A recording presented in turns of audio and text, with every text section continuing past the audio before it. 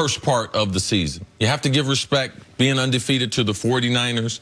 They haven't played anyone yet. They will play some people soon. But overcoming the injury, seeing their special teams, seeing them rally behind their quarterback in Teddy Bridgewater, and also seeing this defense.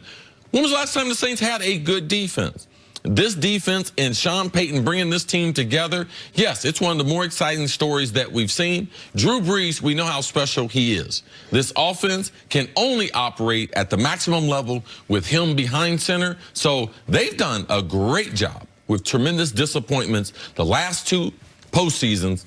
Minneapolis Miracle, followed by the lack of a pass interference call against the Rams. This is a team that is ready to represent the NFC in the Super Bowl, and now the adversity of overcoming Drew Brees' injury. It's one of those kind of things that you start saying, man, is this going to be our year? Is this a special year? Special things would have to happen, and that's what Teddy and this team have been in Drew's absence. You cannot say enough good things about how well the Saints have done in Brees' absence. To win 2 games where the offense doesn't score 14 points, that speaks to their defensive capability. To score 36 on the Bears defense, that speaks to their offensive capability. To be able to beat you in special teams the way they have, that speaks to their coaching staff and the overall depth of roster. The Saints, the only thing that's keeping me from saying the Saints are clearly the best team in the NFC is the respect I have for what's going on in Green Bay. Yep. And I understand the Niners are saying, man, we're undefeated. What more do you want us to do? The Niners, to me, are limited in the passing game, and I want to see them against the best of the competition. Their defense is right now the best in the NFC. But the Saints right now, to me, the Saints and Packers both know exactly who they are. And see, as you were talking about earlier in the show, when you're going down, what is a team's weakest unit? When it comes to the Saints and the Packers, I don't know the answer to that. Like, with the Packers, is it depth of wide receiver? Well, yeah, I'm concerned about the wide receiver and their route running. Sure. Yeah, they had a spectacular day this weekend, but that was a far cry from where they had been. But with the Packers, at least once the playoffs come around, you would expect by then Devontae Adams is back. I know the turf toe is a bad injury, but you don't think it's going to be a 3-month injury. Like with the Saints, what's their weakness? They didn't have Alvin Kamara this weekend either. And Latavius Murray hits him over the head for a $1.15. A wide receiver opposite of Michael Thomas. So now we're kind of in the, it's not overall units. It's like specific positions of position groups, which speaks to the depth of both of those teams. Well, how much difference is this offense going to look once Drew Brees comes back? He's got a stronger arm. He probably has a more accurate arm. But this team has been successful. They've won a number of different ways. The coaching has been stellar, special teams, defense, offense. How much different is it going to look? They're going to open back up the full playbook. And they can open up because Drew Brees does not have one of the classic arms of all time. But what he has is, and it makes up for arm strength, he has anticipation, he has eye awareness where he can direct safeties and corners where he wants them to get the ball to be able to go where he wants to. Teddy Bridgewater does not have a big arm. I see Sean Payton. I know he's restricted. You can see by some of the gadget plays. They ran a fullback option. Teddy Bridgewater gave it to the fullback. The fullback ran an option on the defensive end. So I see what Sean is doing. And as much as we love Teddy, we're not going to have a conversation comparing him and this offense to Drew Brees. Drew Brees, let's go back to the first 13 games of last season.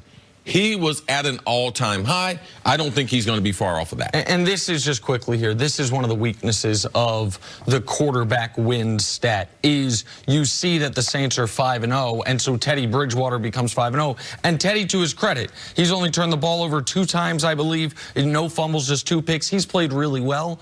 But the team is 5-0 in Drew Brees' absence. The coaching staff, the depth, all of that. They will be a far better team when first ballot Hall of Famer, maybe top 5 all-time quarterback Drew Brees returns to the lineup. All right.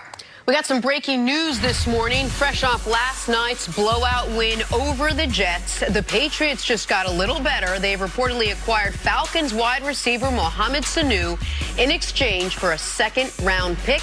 They needed a wide receiver desperately. Now they have one. CC, what do you make of the deal?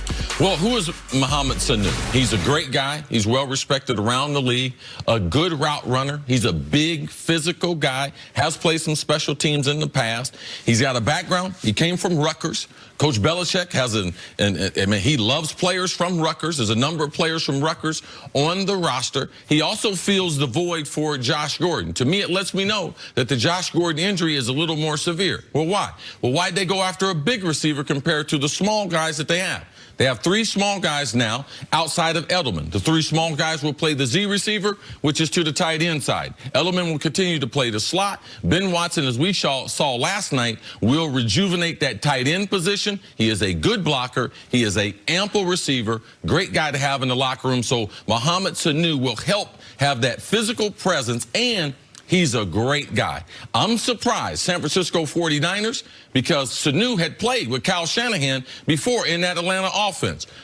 49ers need a wide receiver. So Bill Belichick, I keep telling you guys, the whole league, all 31 teams is tilted right in his bosom. People might say, well, that's a 2nd-round pick. They got a great season. So would you give up a 2nd-round pick to ensure that you have a dependable wide receiver, a good route runner, a big body, someone for Tom Brady to be able to get him his 7th Super Bowl? So that's what Bill Belichick in the front office and the Patriots. While everyone else is sitting there out talking about, oh, Sam Darnold, he's seeing ghosts. He's out there realizing that team last night is still not good enough. He's trying to improve while we're sleeping. Classic Patriots move. Last year, Sanu, 800 yards, 4 touchdowns. This year's numbers down, but the whole team's numbers are down in Atlanta because they're having such a miserable season. He becomes last night, their number 2 option was Jacoby Myers, an undrafted kid who, by the way, played well in the preseason and maybe one day is going to turn into a really legitimate NFL player. But yes, now you've got a guy with a real track record. People will remember him in Cincinnati, I would imagine. He alongside A.J. Green. Then he goes to Atlanta. He plays alongside Julio Jones. He'd kind of been X'd out of his spot a bit by Calvin Ridley. But he's 6'2", a guy with reliable hands. Chris talked about his skills as a receiver.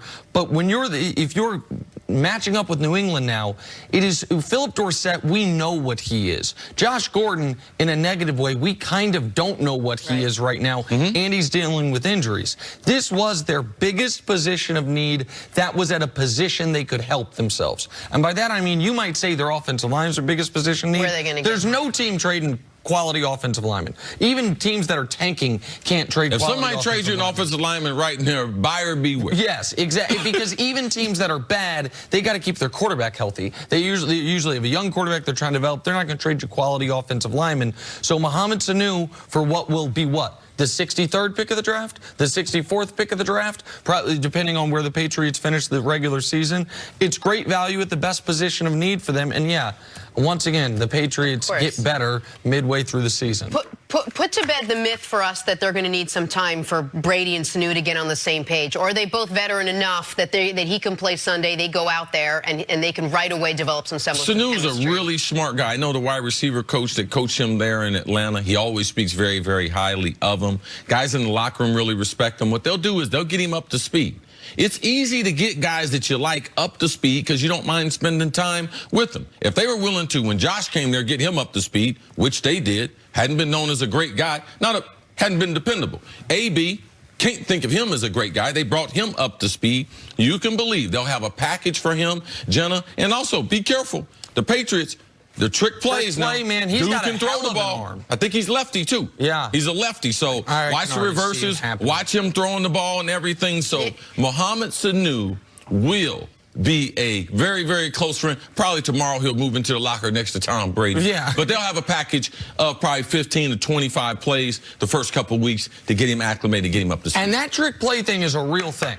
For the Patriots, we've seen them use it in the playoffs where seems like in every Super Bowl they play, someone other than Tom Brady throws a pass. Obviously, in the Philly Super Bowl, Brady famously dropped that pass. Mohamed Sanu has a great arm. And that is something that not immediately, I don't think they'll use it this week against Cleveland. But at some point, if the Patriots offense is stalling, all of a sudden you see it looks like a double reverse, and then Mohamed Sanu is throwing the ball to a wide open Edelman. I'm already having nightmares about it. I'm stressed out this morning. Of course, listen, of course, the Patriots, they're 6-0, they're 7-0. They got one of the greatest defenses of all time. No, I'm happy. Why not add another wide receiver? Yeah, somebody good at their job. Yeah, Atlanta. Yeah, of course. Just help them out, Atlanta. We got to take a break. Kansas City, get you a defender. Get you another DB. Is it